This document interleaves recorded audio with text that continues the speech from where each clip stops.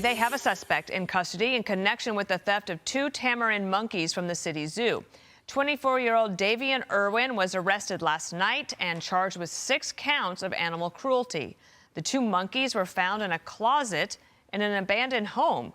But the theft was just one in a series of concerning criminal acts at zoos across the country lately. Want to bring in wildlife biologist Forrest Galante, and thank you for being here today. This will show you a little timeline here, everybody, to set this up before I ask you a question, Forrest.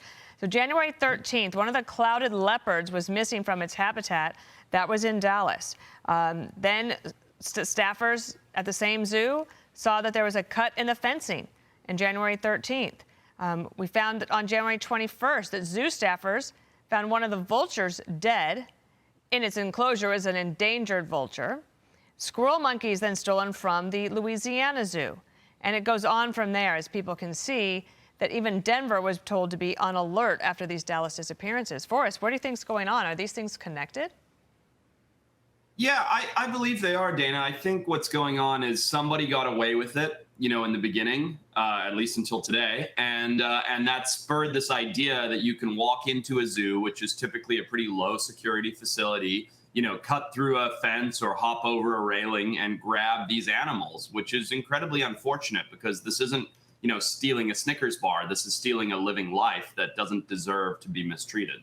And also, do you think that this is being done, to resell the animals, or is it because somebody wants the animal for themselves, or is it something even more nefarious? I can't imagine what's going on. It's a good question. I have no idea what's going through these people's minds. I do know that exotic animals are more and more popular as pets. States are beginning to crack down on their laws because we're seeing more and more people keeping things like squirrel monkeys or emperor tamarins like you're looking at here. And the value is quite high. A monkey like that in the pet trade may be worth $4,000 or $5,000. So I suppose when you consider the fact that these are social animals, they're curious, they're friendly, they're already used to people being at zoos and their keepers, and it might be easy to just grab one. I suppose that could be the motivation for people, but honestly, it's just awful. And also, people, if you were to do this, you don't know the kind of care, right? A zookeeper is a professional.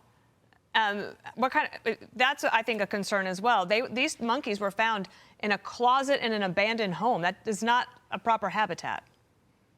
Certainly not. No, I'm sure the husbandry practices of the people, if you're the kind of person that's jumping a fence in a zoo and stealing a monkey, I'm sure your husbandry practices are not up to standard, right? The kind of people that are taking care of these animals, especially at AZA accredited zoos, are incredibly compassionate and loving towards these creatures and know all of the best practices. And I say it's fair to say that the thieves are not those same quality of people. Do you have any recommendation for zoos across the country who might be concerned that this could happen at their facility? Well, look, I would hope that this goes away, that this is some sort of fad and there's these copycat thieves and all of that. But I sure hope it stops because it's absolutely awful. I would personally hate to see zoos with a bunch of security worried about their animals being stolen. I think that would take away from the zoo experience, which is so relaxing, right? You take your kid, you walk through, you see these beautiful animals, you get to fall in love with them. So I guess my only note would be just keep an eye out for suspicious looking characters. It's pretty hard to smuggle a monkey out of a zoo, right? So if you have a giant backpack or you're walking in with a crate, I think that maybe gives the zoo a bit of a clue that something's going on. So versus, the family with the little kid. As you say, let's hope it's stopped, but if not, figure out a way to put a stop to it. Forrest, thank you so much. Sure.